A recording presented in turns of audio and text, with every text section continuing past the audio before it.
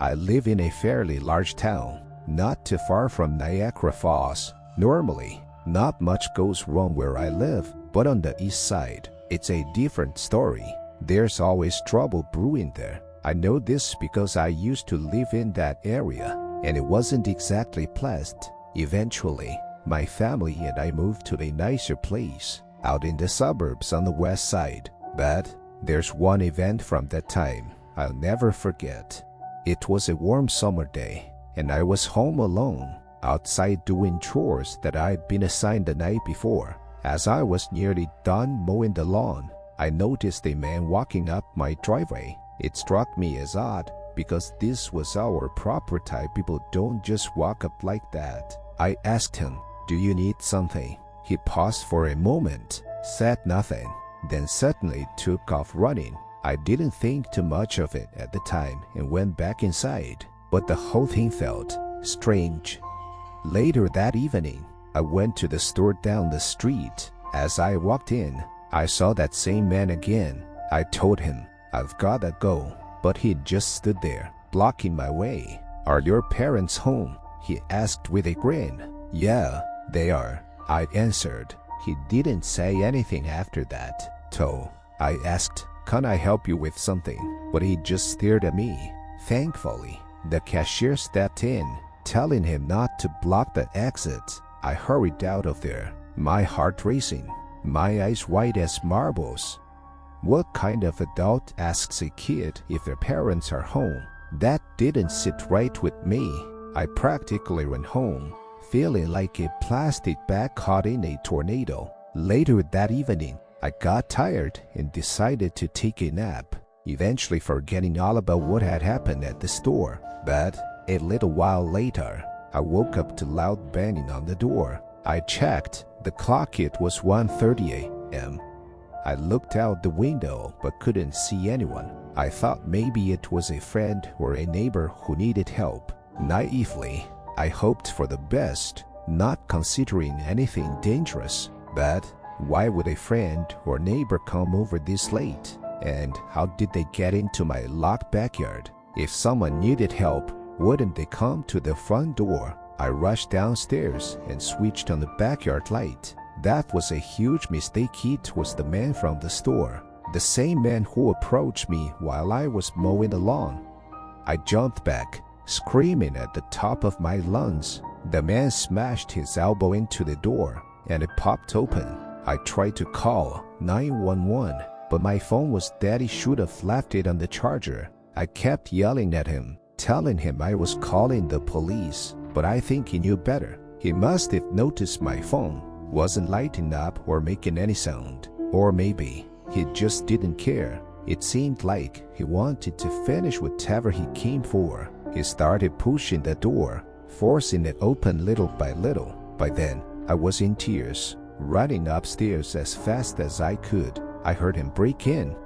I checked my phone again, just in case. The logo screen was on. When I made it upstairs, I powered it up, and luckily, it wasn't dead, just off. I felt a wave of relief, but knew I was still in serious danger. It felt like forever for the home screen to load, but when it did, I dialed 911 immediately. I explained what was happening, and they told me to stay on the line. I could hear the man shouting, "You lied. I don't see any parents here." I quickly squeezed into a tiny space in the back of my closet, trying to keep quiet.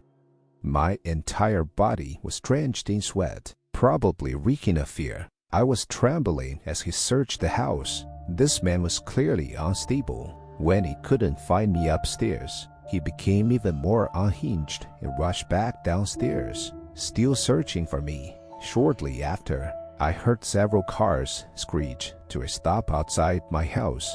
The next thing I knew, I could hear footsteps rushing out of the house. It turns out, the cops had arrived just in time and caught him, calmly trying to walk away. He was arrested right then and there. They asked me some questions, and later, he was officially charged. That guy, he wasn't right in the head. He had some illness only that, even now, I can't pronounce. I'm 21 now, and life's been good, But since that night, I've never felt quite as comfortable being home alone. If you're curious, he didn't get much jail time because of his disorder. It felt like a small slap on the wrist. But the way he looked at me that night, I can't shake the feeling that he might try again someday. Maybe next time, he'll get the person he's after.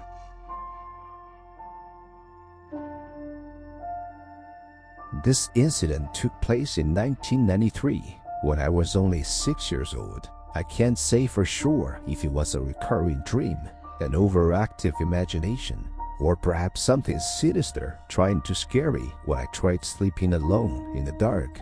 At the time, I lived with both my mom and dad in a large, brand new trailer.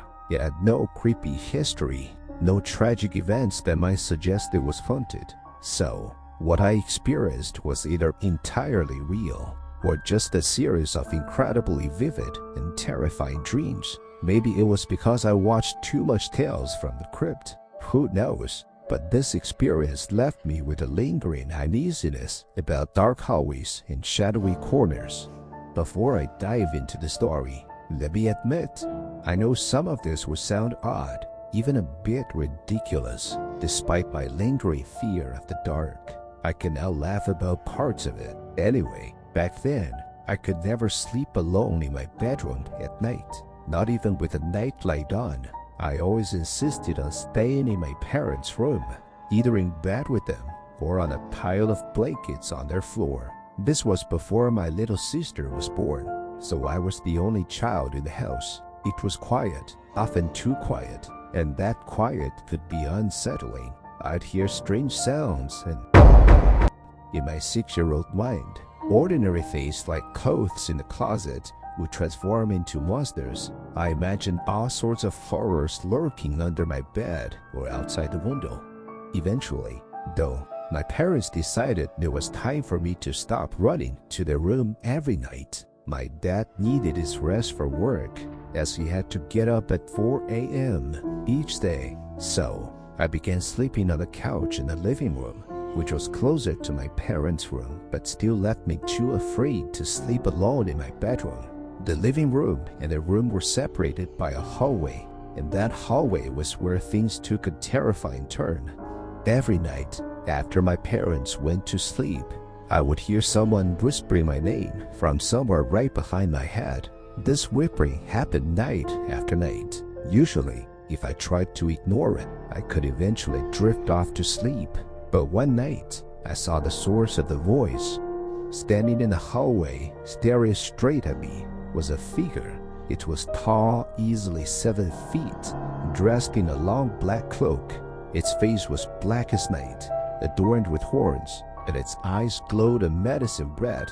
I was petrified. I couldn't speak, couldn't move, just locked in a staring contest with this thing for what felt like an eternity. Then its mouth opened, revealing rows of small, sharp teeth, and it whispered my name again, its voice rough and unnerving. I ducked under my blankets, heart pounding, praying it would go away. When I finally dared to peek out, morning sunlight was filtering into the room. I'd made it through the night,